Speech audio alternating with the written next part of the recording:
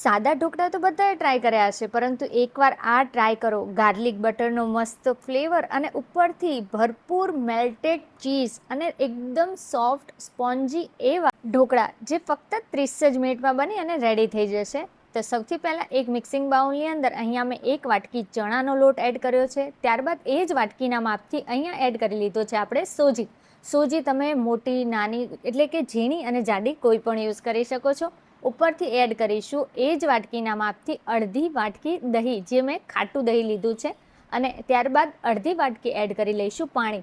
પહેલાં આપણે આટલું જ પાણી અને દહીં એડ કરી અને મિક્સ કરી લેવાનું છે. હવે અહીંયા ઉપરથી મેં પોણી વાટકી જેટલું બીજું પાણી એડ કરી એકદમ ફાઇન એવું આપણું બેટર રેડી કરી લીધું છે.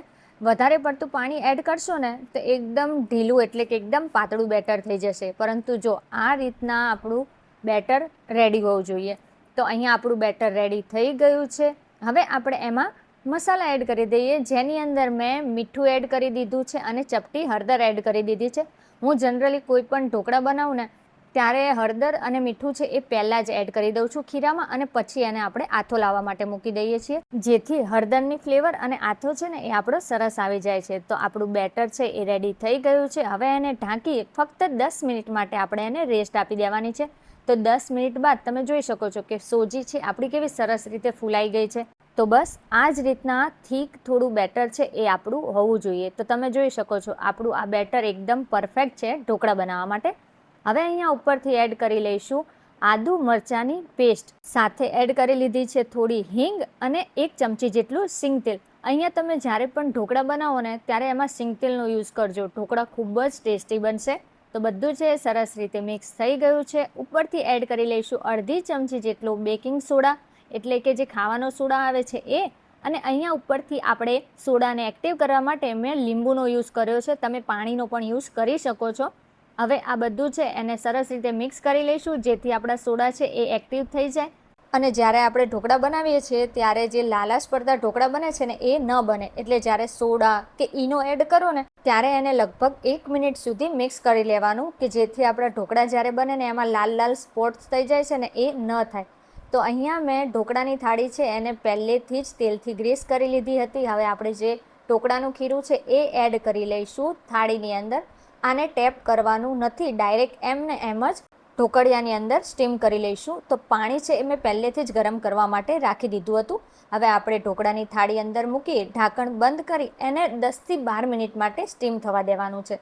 હવે ગાર્લિકનો ફ્લેવર આપવા માટે અહીંયા આપણે, મારી પાસે મોટું લસણ હતું એટલે મેં 2 કળી લઈ લીધી છે. બાકી તમે 6 થી 7 કળી લસણની લઈ એને ખાંડણીની અંદર ખાંડી દેવાનું છે. હા, તમે ટુકડા પણ રાખી શકો છો, પરંતુ આ રીતે ખાંડેલું હશે ને તો વધારે સરસ ફ્લેવર અને ટેસ્ટ પણ એટલો જ સરસ આવશે. હવે અહીંયા એક મેં વઘાર્યું લઈ લીધું છે, એની અંદર એડ કરી દીધું છે 2 થી 2.5 ચમચી જેટલું બટર. અને જે આપણે લસણ ખાંડીને રાખ્યું હતું એ.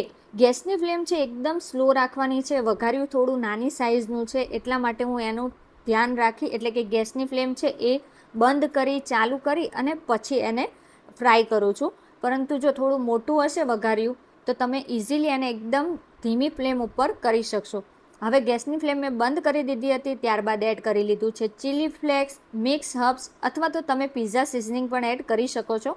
અને ઉપરથી એડ કરી લીધી છે થોડી ઝીણી સમારેલી ધાણાભાજી. હવે ગેસની ફ્લેમ ચાલુ કરી અને જો મેં ગેસની ઉપર થોડું ઉપરની સાઈડ વઘાર્યું છે એને રાખી દીધું છે અને પછી એને આપણે ફ્રાય કરી લીધું છે, જ્યાં સુધી આપણે લસણનો ટેસ્ટ છે એ થોડો કચાશ એની ઓછી થઈ જાય અને એકદમ એનો કલર છે ને એ થોડો ચેન્જ થઈ જાય.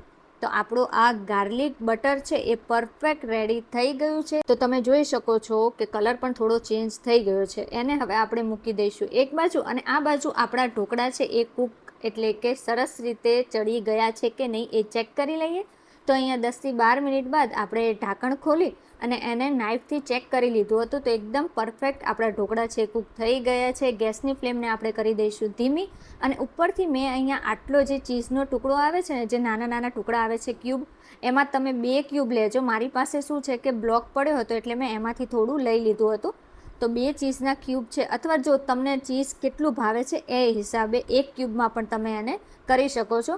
તો ચીઝ ખમણી લીધું છે. ઉપરથી આપણે ગાર્લિક બટર છે એ એડ કરી એને આખી થાળીમાં ઢોકળા ઉપર પાથરી દેવાનું છે, જેથી એક એક બાઈટ લઈએ ને ઢોકળાની એમાં તમને ગાર્લિક બટરનો અને ચીઝનો ફ્લેવર આવી જાય.